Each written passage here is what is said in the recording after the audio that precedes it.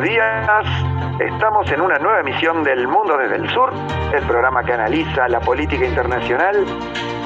Soy Maximiliano Gorriosuna, estoy en Buenos Aires y me acompaña, como es habitual, mi colega, mi amigo, el periodista y analista internacional Raimundo Gregoire desde Santiago de Chile.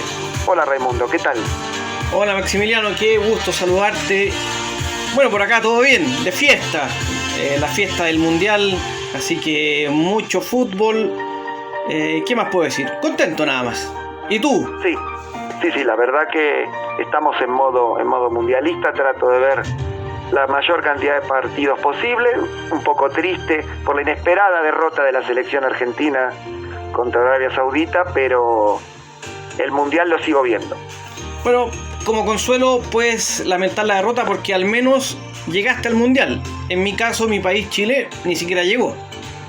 Es cierto, pero la expectativa de los argentinos con esta selección era tan alta que fue un golpe, una cachetada de realidad, como digo. Y puede que sea bueno el cachetazo, para que trabajen aún mejor y ganen los próximos 2 partidos y lleguen a la siguiente fase. Seguro, sí. Me imagino que, bueno, además del Mundial habrás estado siguiendo los acontecimientos internacionales, ¿no?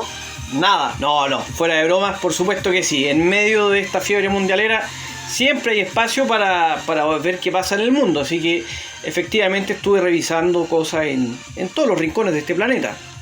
Claro, para llevarles a los oyentes esas perlitas que están escondidas y que son importantes para analizar, para comentar, para destacar. Exactamente. Si te parece, voy a empezar con la primera noticia. Vamos con esa perlita. Bueno, resulta que el presidente de Perú, Pedro Castillo, a quien el Congreso por tercera vez le prohibió salir del país para asistir a alguna reunión o foro internacional, esta vez la reunión de los países de la Alianza del Pacífico que se iba a realizar en la Ciudad de México, en la cual México le va a entregar la presidencia pro tempore a Perú, aceptó la sugerencia del presidente mexicano López Obrador para que la cumbre de la Alianza del Pacífico se realice en Lima y no en México. De esta manera no necesita el permiso del Congreso porque se va a realizar en Perú, ¿no? Recordemos que la Alianza del Pacífico está integrada por México, Colombia, Perú, Chile, y hay varios estados observadores y también varios miembros, países que aspiran a ser miembros plenos también. Bueno, es bueno y malo. Bueno porque va a permitir la participación de Perú, pero malo que se tenga que cambiar toda la logística porque un país tiene unos conflictos internos a tal nivel que no puede ni siquiera salir el presidente. Claro, sí, es la tercera vez. El Congreso, que claramente es un Congreso, no sé si coincidís conmigo, pero es un Congreso que busca destituirlo, y no solamente destituir a Castillo de manera legal, porque en Perú existen los instrumentos para lo que ellos llaman la vacancia, que es reunir cierta cantidad de votos, como han hecho con varios presidentes, y poder destituirlo, sino que además le ponen palos en la rueda ante cualquier medida, cualquier ministro que nombra se lo vetan. Ya le impidieron asistir a la asunción del presidente Petro en Colombia, una visita que tenía programada con el Papa Francisco, y la tercera es esta. Sí le permiten viajar a tu ciudad, a Santiago de Chile, la semana que viene para entrevistarse con el presidente Boric. Sí, es un mal uso de las herramientas democráticas que tiene el sistema político. Yo lo critico siempre esto. Voy a poner ahora un ejemplo brevemente de lo que pasa en Chile, lo mismo, que cuando gobernaba la centroizquierda, la derecha, la oposición, buscaba una acusación constitucional contra cualquier ministro por cualquier cosa. Y después, cuando gobernaba la derecha, la izquierda también empezaba con las acusaciones constitucionales por cualquier cosa. Les da lo mismo si está bien o no. El asunto es cómo votar al poder, al gobierno de turno. Y eso me parece que está mal, porque al final esto se convierte en un payaseo permanente, con el respeto a los payasos. Me refiero a que se convierte en un payaseo porque parece ya más bien una comedia y que es bastante tragicómica por lo demás. Claro, sí, coincido. En fin, a ponerse las pilas, por favor, en Perú. Yo voy a seguir, Maximiliano, ahora con una noticia. Adelante. Resulta que nosotros hace un tiempo atrás empezamos o informamos sobre esta ola de protestas que comenzó en Irán, Sí. ¿no es cierto? Con las mujeres, por la muerte de una mujer. Esto comenzó, por favor, Maximiliano, ayúdame, creo que fue a fines de septiembre. Sí, creo que sí. No recordaba la fecha exacta, pero fue por ahí. Bueno, resulta que hay una organización que se llama Organización por los Derechos Humanos en Irán, que tiene su sede en Oslo, y entregó hace 2 días atrás un nuevo informe. Resulta que desde que estallaron las protestas han muerto al menos 416 personas debido a la violencia que han usado las fuerzas estatales, las fuerzas iraníes. Sí. Dentro de los 416 muertes se cuentan 51 niños y adolescentes, y también 27 mujeres. No me gusta mucho esto de separar a las mujeres, porque creo que mujeres y hombres somos iguales, pero así viene la información. Sí, coincido, no me gusta esta separación. Sí, lo de los niños y adultos me parece relevante, ¿no? Sí. Porque como parece más cruel, pero separar hombres y mujeres no. Sí hay que destacar que todo comenzó con el asesinato de una mujer, porque existe esa policía de la moral que no me pareció correcto como usaba no sé si es el chador o la hijab, el velo que tenía sí, puesto. el hijab. Bueno, allá creo que usan el chador. Ajá. Pero es interesante el número, eso sí, decir que la mayoría de los que han muerto son hombres. Claro. Esto quiere decir que hay muchos hombres en las calles. Uno supone que quizás están apoyando a las mujeres, pero que también en el fondo esto es una protesta contra el sistema, contra la teocracia. Sí, seguro. Y un dato más, en la última semana murieron 72 personas. Y de esas 72, de esos 72 fallecidos, 56 fueron asesinados en zonas donde viven los kurdos. Claro. Así que también hay un dato que permite especular con ciertas cosas. Sí, desde el gobierno de Irán sostienen que hay un complot estadounidense-israelí en el cual cierto sector de los kurdos son cómplices, ¿no? Pero bueno, la realidad no sabemos cuál es. Yo creo que es exagerado ese complot que denunció Irán. Yo creo que eso es... creo que los gobiernos autoritarios en general, de la tendencia que sean, ven complots por todas partes. Y yo creo que si el equipo ya que hablamos del Mundial, la selección de Irán el otro día protestó sabiendo que eso le va a significar un castigo, si hicieron eso es porque la situación realmente está muy mala. Seguro. Sí, es verdad. Hubo una protesta de parte de los jugadores iraníes que no cantaron el himno, ¿no? Exactamente. Y después de la conferencia de prensa, el capitán iraní dijo abiertamente que la situación en Irán está mala. Claro. Bien. Bueno, seguiremos este tema, por supuesto, desde este programa. Absolutamente. Y ahora voy a un tema que tiene que ver con el cambio climático, con la contaminación, que siempre desde el mundo del sur tratamos de hacer foco, ¿no? Sí. ¿Vos sabés cuáles son los países que más desechos plásticos arrojan a los océanos? Diría a priori que China, India e Indonesia. Bueno, China e India son los... Primero India, después China. Son los dos países que más aportan. Indonesia no está en la lista de los primeros, pero también son los países con más cantidad de población, o sea, es lógico, ¿no? Claro. 21% de los desechos de plástico los tiene India y el 20% China, ¿no? Según la revista Science Advances. Pero si vamos a hacerlo por per cápita, digamos, ¿no? Por cantidad de kilos de plástico por persona, por habitante, te vas a sorprender el país que está primero. A ver, dame solo una pista. ¿En qué continente? Es muy difícil de adivinar. No tiene nada que ver con su población, porque estamos hablando de kilos de plástico por persona arrojados al mar. ¿Es en Europa? Está en África, es un país insular, ¿Cabo es Verde? un país que hemos seguido en la Copa Africana de Naciones de enero. No me digas que las islas Comoras. Exactamente. Mis queridas Islas Comoras tienen el récord de 68 kilos anuales por persona de plásticos desechados al mar sin ningún tratamiento. ¡Qué terrible! Es el país que más plástico por persona desecha. Sí, la verdad que sí. Luego sigue Trinidad y Tobago, Surinam, Filipinas y después Zimbabue. Por persona, no en cantidad total. Cantidad total, India y China llevan la delantera por lejos. Sí, es interesante, perdón, esta información que tú das, porque por un lado es bueno saber cuáles son los países que más contaminan, digamos, en bruto, ya, o sea, el total, pero también es bueno saber finalmente la cantidad per cápita, porque eso permite también entender, digamos, que hay países que quizás el volumen no es tan alto porque son países chicos, pero que per cápita contaminan mucho. Claro.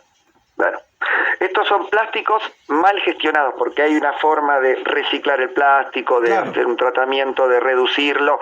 Estoy hablando exclusivamente de los plásticos que se desechan sin ningún tipo de tratamiento. Muy bueno, muy interesante, ¿no? Muy bueno, muy malo, pero muy interesante el dato, Maximiliano. Es una información relevante. Sí. ¿Vos tenés algo más? Pero por supuesto, mira, a propósito de cambio del medio ambiente y todo eso, yo voy a hablar justamente de la COP27, que ya terminó hace cerca de una semana. Sí. Terminó el 18, me parece que. No, en Egipto, ¿no? En Sharm el Sheikh. Exactamente. ¿Y qué pasó? Como suele suceder, mucho fuego artificial y poco en concreto. De hecho, diversas organizaciones que luchan por el cambio, por detener el cambio climático, por el respeto al medio ambiente, criticaron la declaración final porque dicen que en el fondo no hubo realmente no hubo una ambición real muy fuerte para evitar todo este desastre que estamos viviendo ya. Más allá de eso, lo concreto es que se anunció una gran medida. A ver. Que fue crear un fondo económico para los países más vulnerables al cambio climático. ¿Ya?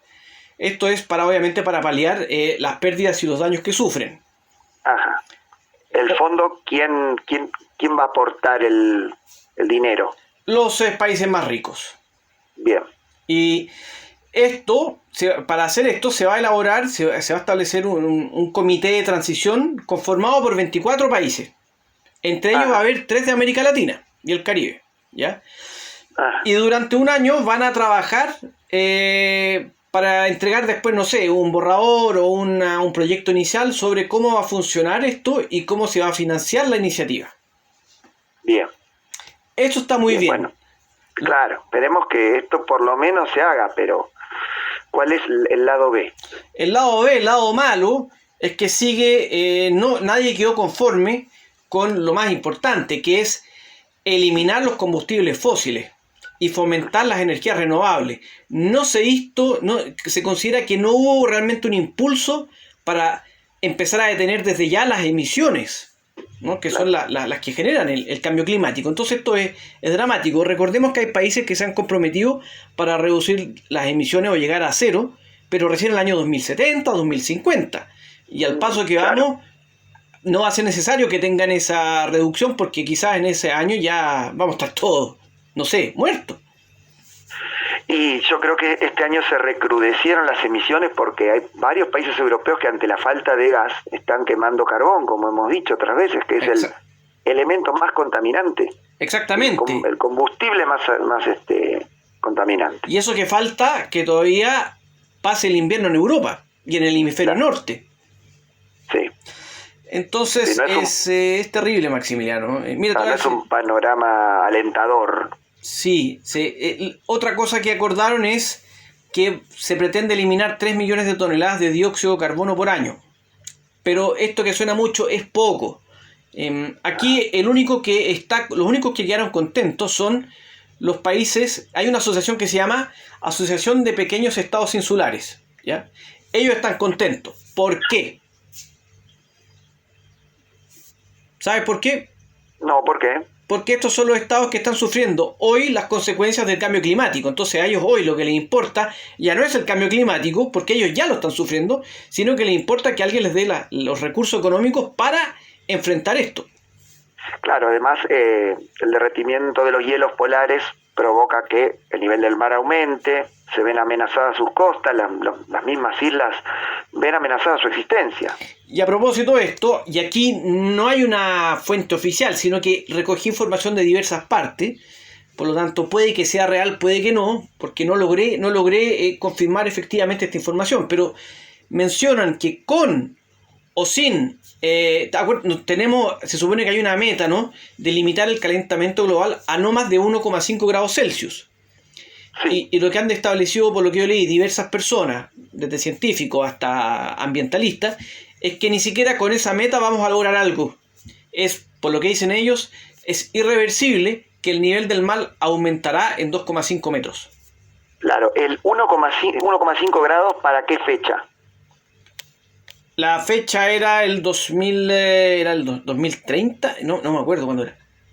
Claro, pero en el corto plazo, sé que es en el corto plazo. Sí, no, ahora ya, 2027, 2030, era por ahí. Sí. Y no se está logrando. Sí, ya hay un punto de no retorno, me parece, ¿no? Lamentablemente, así es. Pero no por eso hay que abandonar todas las iniciativas, porque se pueden seguir atajando consecuencias peores. Exactamente. Bien, bueno. No hay que tirar la esponja. Exactamente, sí. Bueno, seguiremos estos temas tan importantes en el que me parece que no se le está prestando tanta atención, ¿no?, a nivel mundial. Mucha conferencia, mucha COP, pero no, en concreto no se obtienen muchos resultados por lo visto. No, y nosotros como seres humanos podríamos aportar más también, pero bueno, es muy complicado todo esto. Sí, seguro. Bueno, si te parece, pasada la parte de las noticias, después de una pausa comenzamos con el primer análisis. Sí, vamos, por favor, hicimos una extensa sección de noticias, así que me parece bien ya ir de lleno. ¿Ah? Los oyentes lo merecen. Sí, lo merecen y son temas importantes. Tenemos que cuidar al planeta, quizás ya no tenga arreglo, pero quizás sí. Exacto, bueno, después de la pausa veremos qué está sucediendo entre Guyana y Venezuela por la crisis fronteriza del Esequibo, que hay novedades. Un tema eterno que, por lo visto, Maximiliano, nunca se detiene. Así es. Adelante.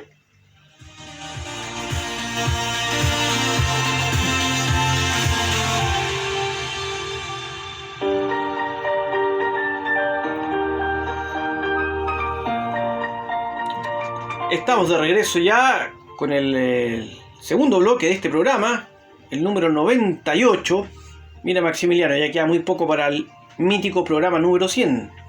Exactamente, sí, falta poco. Y dime, Maximiliano, para ir de lleno al tema, ¿qué está pasando entre Guyana y Venezuela?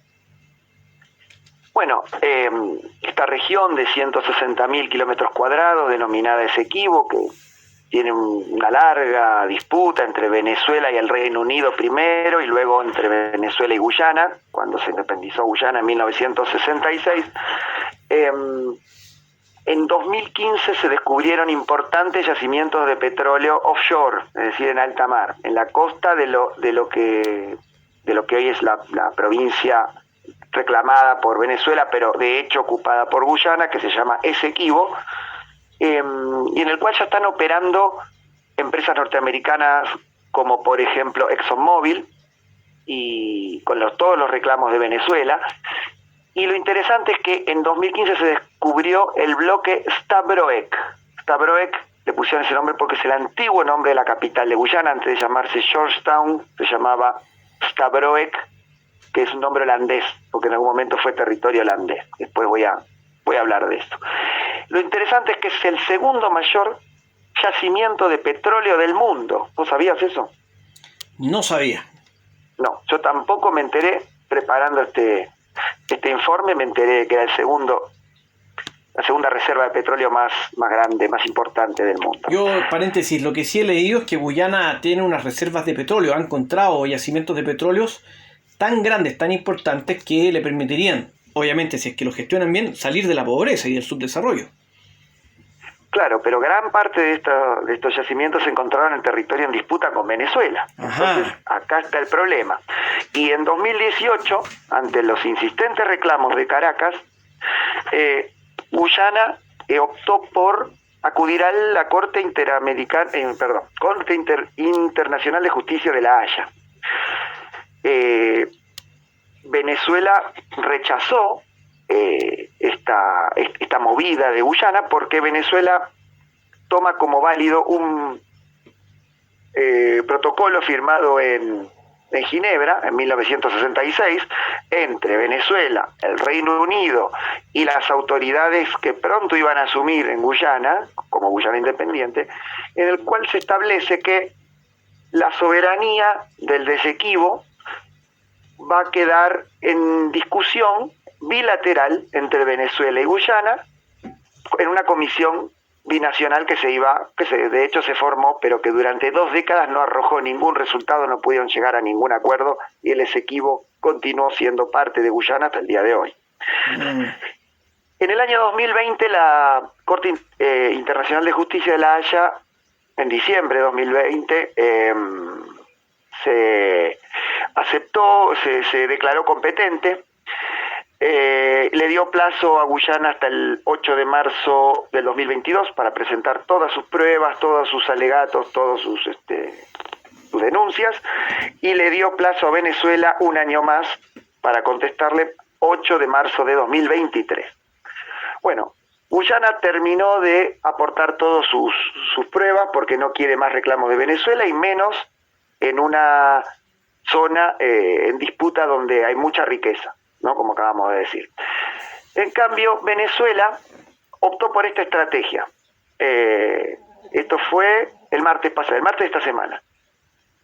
Optó por no reconocer, no al Tribunal de La Haya, sino a este proceso judicial, no reconocerlo porque, según Venezuela, falta la participación directa del Reino Unido, que fue el territorio con el cual comenzó la disputa, y con el cual firmaron el protocolo de Ginebra que insta a las dos partes a negociar. En cambio, Guyana dice, no, nosotros nos independizamos del Reino Unido, el Reino Unido no tiene nada que hacer acá, y nosotros nos regimos por el laudo arbitral de París. El laudo arbitral de París fue algo muy interesante y bastante triste también para lo que es el derecho internacional. Y Maximiliano, perdona que te interrumpa, antes que sigas con el laudo arbitral, ¿puedo hacer una pequeña intervención? Solamente ¿Cómo no? Por favor. Una acotación. Aquí vemos en este conflicto lo mismo que pasa con el asunto de la represa en Etiopía, el conflicto que tiene Etiopía con Sudán y Egipto. Egipto se basa en un acuerdo firmado con la potencia colonialista de aquel entonces, ¿no es cierto?, Reino Unido, y Etiopía dice, no, ¿por qué tengo que aceptar ese acuerdo? Aquí pasa algo similar, o sea, Guyana dice, ¿por qué tengo que aceptar un acuerdo de una potencia colonizadora? Claro, en ese caso sí, pero ahora que te cuento lo que pasó en el laudo arbitral de París, te vas a dar cuenta que el tema es diferente. Perfecto. En 1997 se estableció, 1897, ante los distintos reclamos, tanto del Reino Unido, en ese momento Guyana no existía, y de Venezuela, antes, que salte en el tiempo, hago una elipsis hacia atrás, y quiero decir que en 1777, 100 años antes, España incluyó, el rey Carlos III de España incluyó la provincia de Guyana, incluyendo el Esequibo, como parte de la Capitanía General de Venezuela, perteneciente al Virreinato de Nueva Granada, ¿no? Lo que después fue la Gran Colombia. Y en 1811, cuando Venezuela se independizó, incluyó al Esequibo dentro de la Constitución de Venezuela, ¿no? Como parte soberana. Vamos a lo del laudo arbitral de París. En 1897 se convocó a un laudo arbitral entre Venezuela y el Reino Unido, pero la presión del Reino Unido escucha esto, la presión del Reino Unido provocó que Venezuela no tuviese representantes propios, sino indirectos a través de Estados Unidos. Estados Unidos nombró 2 representantes para Venezuela, en París. El Reino Unido tenía sus 2 representantes y había un representante supuestamente neutral. Bueno, ¿qué sucedió?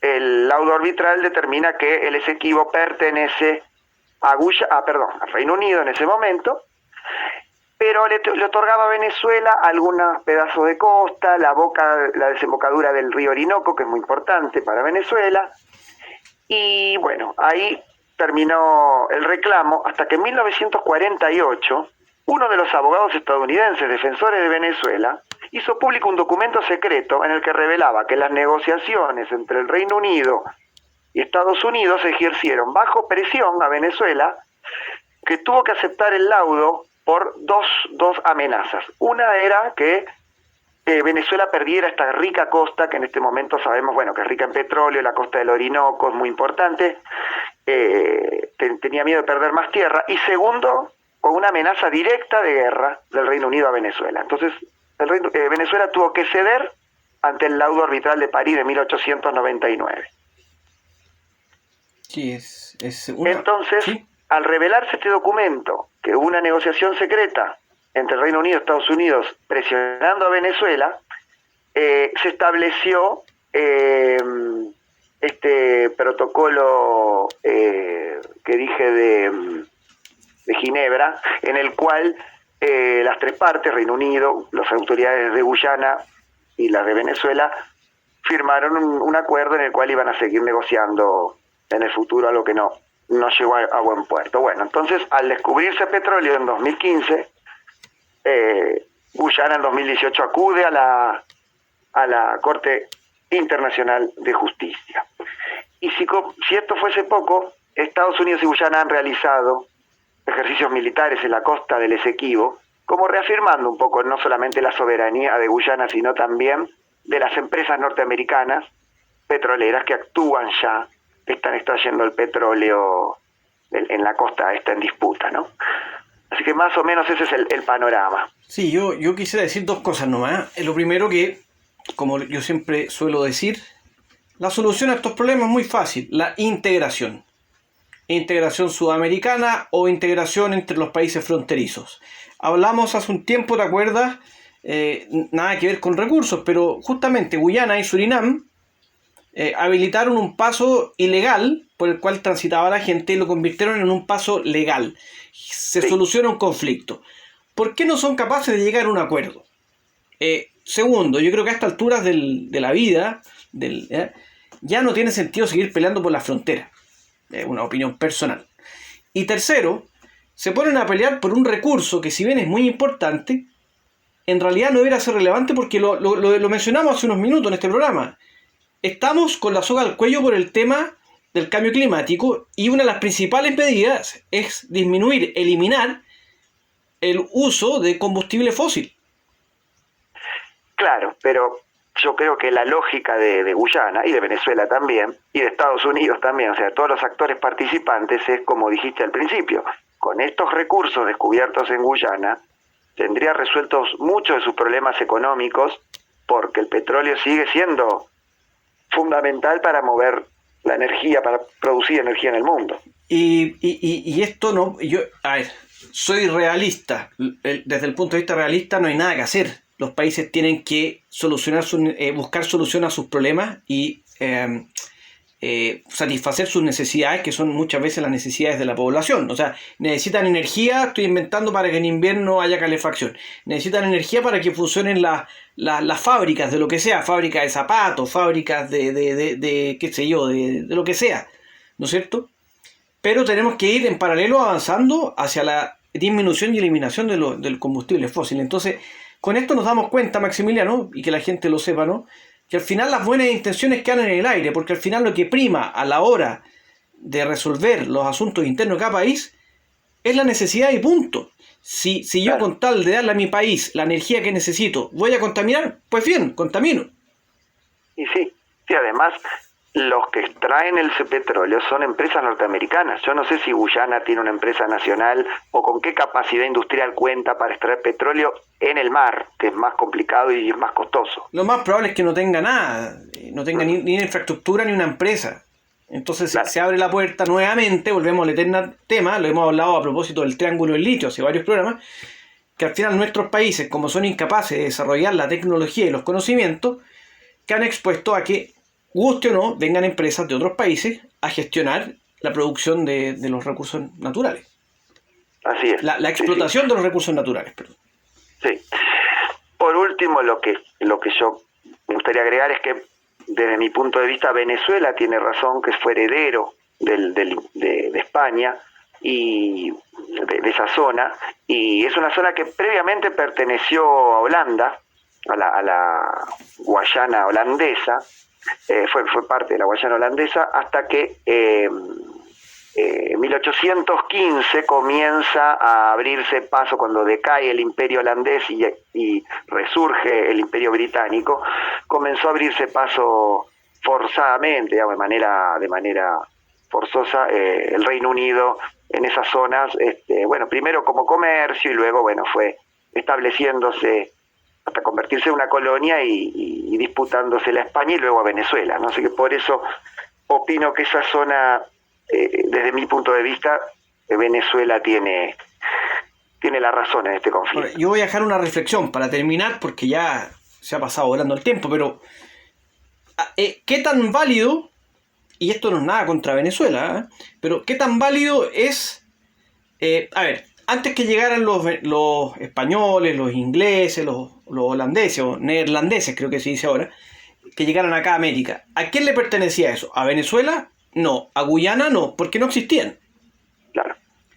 Entonces, ¿hasta qué punto es válido que estas disputas se resuelvan por un acuerdo o por un documento que dejó la antigua potencia colonialista, ¿no? Que cede la soberanía o que firmó un acuerdo? Para mí no tiene validez, porque eso era un territorio libre. Pasa mucho con conflictos que ocurren en otras partes del mundo, lo hemos analizado. O sea, el mismo ejemplo del Sáhara, que es uno de los problemas que ocurre ahí, es que la antigua potencia colonizadora, Madrid, cedió la administración del territorio, pero ¿con qué derecho? Si ese territorio le perteneció a España durante un par de años, un par de décadas, nada más. Acá pasa lo mismo, entonces lo dejo como reflexión. ¿Es válido solucionar los conflictos a través de estos acuerdos? Bien, es una pregunta interesante. Así que si te parece, vamos pasando al segundo análisis después de la pausa para que no se nos alargue tanto el programa. Sí, el tiempo nos está pillando, así que vamos para adelante. ¿De qué nos vas a hablar? Vamos a hablar, a propósito del Mundial, de Qatar. Bien. Pero no del fútbol, sino que de su diplomacia. Interesantísimo. Bueno, después de la pausa, vamos con este tema.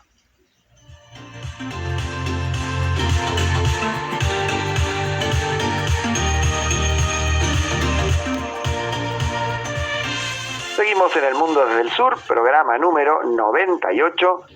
Bueno, como adelantó Raimundo, ¿qué está sucediendo en Qatar, además del Mundial, de la polémica por los brazaletes multicolores, por acusar a uno o a otro participante de cómplice de la violación a los derechos humanos?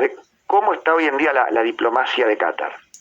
Bueno, vamos a tratar de ser lo más breve posible. Tú lo mencionabas, Maximiliano, debido al Mundial de Fútbol se ha hablado mucho de Qatar, ¿no es cierto? Hemos visto protestas, todo eso. Se ha dicho mucho de este país. Algunas cosas son ciertas, otras no, y algunas ni lo uno ni lo otro. ¿Ya? Más allá de eso, yo quiero hablar de la diplomacia. Porque todos estamos hablando de Qatar, pero no es porque haya organizado un Mundial. Yo creo que mi teoría es que finalmente se habla de Qatar porque es un país que ha emergido, ¿no? Y que se ha convertido en una potencia emergente, no solo a nivel regional, sino que en otras partes del mundo. Claro. O sea, si Qatar organiza este mundial con todo lo que ha ocurrido, pero fuese un actor irrelevante a nivel internacional, lo más probable es que esto no fuese tema de discusión. Seguro. Ahora, al hablar de Qatar, tenemos que decir muchas cosas, y obviamente no vamos a alcanzar en este programa, pero a Qatar, entre otras cosas, se le acusa de apoyar, por ejemplo, revoluciones en otros países, se le acusa de financiar terrorismo, también se le acusa de darle un trato inhumano a los inmigrantes, y lo que hemos visto a propósito del Mundial, su postura respecto de la homofobia y de la homosexualidad y particularmente la comunidad LGBT. Ahora, entrando ya en el área chica a propósito del fútbol, veamos un poco lo que ha hecho Qatar en el último tiempo. ¿Ya? Este país, que además es muy rico en recursos naturales, tiene gas, pero uno de los más grandes productores y las grandes reservas del mundo, ¿no? Sí. Tiene una importante influencia en su región, pero también fuera. Al respecto tenemos que decir, aquí vamos a nombrar algunos casos emblemáticos, no podemos nombrar cada caso particular de su diplomacia, pero por ejemplo, se le acusa en Afganistán, ¿no?, de haber dado apoyo al Talibán. Sí, en realidad fue mediador entre Estados Unidos y el Talibán, pero yo creo que la línea islamista que sigue Qatar no es la misma del Talibán, que no. Es más relacionada con la de Arabia Saudita, creo yo, ¿no? Exactamente. Pero se le criticó en su momento, por ejemplo, que el 2013, para hacer esta mediación, el Talibán abrió una especie de embajada, no embajada, pero como una oficina de contacto en Qatar. Esas cosas son las que se le critican, por ejemplo. Sí. ¿Era necesario hacer eso o no? ¿Ya? También se le ha acusado de ser un refugio para islamistas radicales. Sí. Y por lo tanto de promover el terrorismo derechamente en diversas partes del mundo, como por ejemplo en Libia. Claro. En Siria se le acusó, ¿no es cierto?, de haber apoyado también a radicales, a islamistas radicales, a terroristas. Sí. Se le acusó de estar no solo tras además de las revoluciones, para desestabilizar supuestamente a Libia y Siria. Qatar además ha tenido problemas con el mundo árabe. Claro. Y es conocido. Le hicieron un boicot, creo que fue, ¿en qué año? ¿2016, 17? 2017, que tuvo una terrible crisis con 3 países importantes del Golfo Pérsico, que fueron Arabia Saudita, Emiratos Árabes Unidos y me parece que Kuwait, el otro, o Bahrein. No sé si Kuwait o Bahrein. Bahrein me parece. Y a eso se sumó Egipto. Ajá. Y aquí vino lo que todos supimos, que entonces estos países le pidieron a los demás países que son parte de la Liga Árabe o del mundo árabe que cortaran nexos con Qatar. Algunos lo hicieron, otros no. ¿Qué pasó? Claro. Qatar empezó a mirar y a tener como aliados o tejer alianzas con Turquía e Irán. Sí, de acuerdo. Además está a escasos kilómetros de Irán. Exactamente, está muy cerca. Sí. Entonces se empezó a mover con Irán, lo cual también preocupó a Occidente, obviamente, porque esta relación con Irán nunca les gusta a los occidentales en general. Uh-huh. Ya, también vamos a seguir analizando. Se le ha acusado de darle apoyo a Hamas en Palestina. Claro. Sí, es la misma línea que tiene Turquía también, claro. Apoyo a Hamas, a los hermanos musulmanes en Egipto. Claro, entonces, como se puede ver, está involucrado en conflictos bastante importantes a nivel mundial. Sí.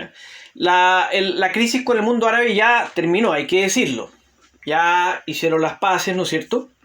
Y poco a poco se ha ido reconstruyendo esta relación. Sí, recuerdo que cuando Arabia Saudita le estableció un bloqueo a Qatar, el presidente Donald Trump viajó a Arabia Saudita y desde ahí acusó a Qatar de promover el terrorismo. O sea, llegó hasta eso, ¿no? Exactamente. A un país donde, si no me equivoco, alberga una de las mayores, si no es la mayor, base militar norteamericana en Medio Oriente. Mira, no sabía eso. Sí. Ahora, vamos a hablar ahora, Maximiliano, si te parece, a menos que tú tengas otro ejemplo emblemático de crisis que ha tenido Qatar a nivel internacional, me gustaría también hablar del otro lado, las otras cosas que hace Qatar que no son malas. A ver, decime. Por ejemplo, fue un mediador importante, así como lo mencionaste, entre el Talibán y Estados Unidos, fue un mediador entre Chad y Sudán. Ajá, no sabía. Sí, en el conflicto. ¿En qué época eso? No, esto fue la época de Omar al-Bashir. No hace mucho, hace unos 10 años por ahí. Así que tuvo un rol importante ahí en este conflicto, que es entre dos países fronterizos y que se ha caracterizado por siempre tener problemas. O sea, la relación entre estos países ha sido bastante tensa, y en el 2010 se produjo un alto al fuego y tengo entendido que ahí estuvo la mediación de... perdón, me estoy confundiendo. El 2010 fue una mediación al interior de Sudán, pero el 2022, por ejemplo, hubo otra mediación, y nuevamente en Chad. Ajá, entre los rebeldes que asesinaron a Idris Deby, al presidente. Claro. O sea, no solo medió en el conflicto Chad-Sudán, sino que también ahora, el 2022, en el conflicto entre los rebeldes y los gobernantes en Chad. ¿Ya? Sí. También hay que decir que medió hace algunos años atrás en algunos conflictos menores que hubo entre Djibouti y Eritrea. Ajá, no sabía. Sí. Y aquí viene algo importante. Uno de los brazos más importantes de la diplomacia de Qatar es la ayuda humanitaria. Claro. Se ha enfocado en el último tiempo, especialmente a partir de 2011, en el mundo árabe. Pero entre otros países ha enviado pero es increíble la cantidad de ayuda humanitaria que ha enviado a países como Líbano, Yemen, Sudán, y antes incluso a Bosnia y Herzegovina y Afganistán. Qatar, como podemos ver, se ha ido involucrando también mucho, poco a poco, en Medio Oriente, en el Cuerno de África y en el Norte de África. Claro. O sea, ya está teniendo una influencia que va más allá de la península arábiga. Sí. Y yo creo que fue uno de los que sostuvo a Omar al-Bashir tras el desmembramiento de Sudán en 2011 hasta el golpe que lo derroca. Exactamente. A Omar al-Bashir, ¿no? Y sí. También apoyó en su momento a Mohamed Morsi, presidente de Egipto, claro, que pertenecía a la Hermandad Musulmana. Exacto, sí. Finalmente, Maximiliano, más allá de si ha hecho cosas buenas, malas, porque a la gente le gusta usar esos apelativos, también esta diplomacia de Qatar se basa en algo que va más allá de la política. O sea, finalmente es política, pero que es una política suave, es como se llama el soft power, ¿no? Uh-huh. Que tiene que ver, por ejemplo, con la aerolínea Qatar Airways. Sí.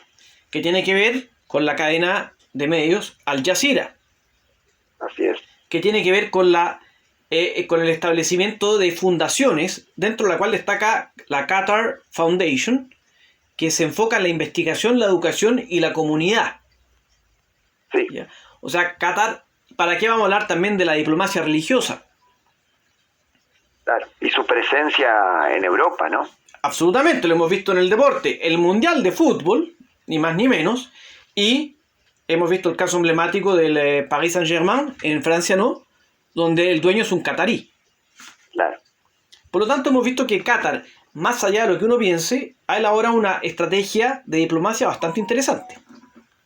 Sí, se ha construido poder, un país tan pequeño, ¿no?, en Medio Oriente, pero bueno, sus recursos le han permitido aprovecharlos y expandir la diplomacia, no solamente expandirse económicamente, sino expandir su diplomacia y su influencia política, no solo en la región, sino un poco más allá también.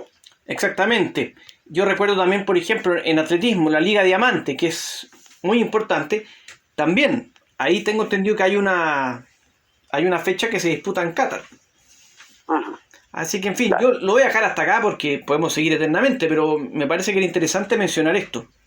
Sí, la diplomacia y la construcción del poder de Qatar, y también un intento de lavado de cara, ¿no?, diplomático por las violaciones a los derechos humanos de las que se hablan gracias a ese lavado de cara se ha podido hacer el Mundial, me parece, pese a todas las críticas que hay, ¿no? Exactamente, y también creo yo que porque hay violación a los derechos humanos en casi todos los países del mundo y finalmente se apunta a Qatar, pero muchos de estos países, mira, y voy a un caso emblemático, Alemania, que la selección y la Federación Alemana están intentando boicotear a Qatar, pero no dicen nada respecto del acuerdo de gas firmado recién el año pasado, entre Qatar y Alemania para que Qatar exporte gas a Alemania. Claro. Ahí nadie reclamó. Claro, exacto, es una doble vara escandalosa, diría yo. Claro, o Alemania vendiéndole armas a Arabia Saudita para matar a gente en Yemen, pero ahí nadie reclamó. Sé que se había suspendido esa venta en la época de Angela Merkel, no sé si ahora la retomaron. Se suspendió, pero en su momento nadie reclamó por eso. Claro. Entonces hay un doble... Yo creo, y aquí yo no defiendo a Qatar, pero estoy de acuerdo con una teoría que dice que en el fondo a Occidente le molestó que un mundial de fútbol se haga en el mundo árabe. Así de simple. Puede ser. Pues interesante. Porque ni con Rusia hubo tanta animosidad. No. Hoy sería impensado un mundial en Rusia. Hoy, claro. Pero sí, es cierto. De todas maneras, ya te digo, tiene buenos lazos militares Estados Unidos con Qatar. Sí. Así que bueno, muy interesante. Esto lo vamos a seguir. Paralelo al mundial, no vamos a dejar de tener estos factores en cuenta, como la doble vara a la hora de criticar la violación a los derechos humanos de Qatar, que si bien existen, hay una hipocresía en la crítica también. Exactamente, estamos de acuerdo con las críticas, pero hay una hipocresía. Claro. Así que bueno, seguiremos, liberamos a los oyentes de nosotros, que pueden seguir mirando los partidos para los que les interesa el mundial. Nosotros vamos a continuar recopilando información, tratando de establecer análisis y de ver con lupa aquellas cosas que a los medios quizás se le pasan de largo, y además viendo los partidos del mundial, me imagino. Exactamente, de hecho, para que vean que estamos en directo, ya van 5 minutos del primer tiempo entre Canadá y Bélgica. Bien.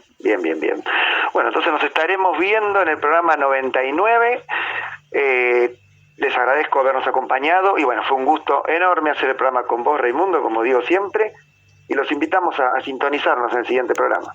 Sí, ha sido un placer como siempre, digo lo mismo, un gran saludo para ti, para todos, y ha sido un programa más largo de lo habitual, bastante más largo, pero nos pareció interesante alargarlo por el contexto en el cual se está desarrollando todo en estos momentos. Bueno, gracias por acompañarnos y hasta pronto.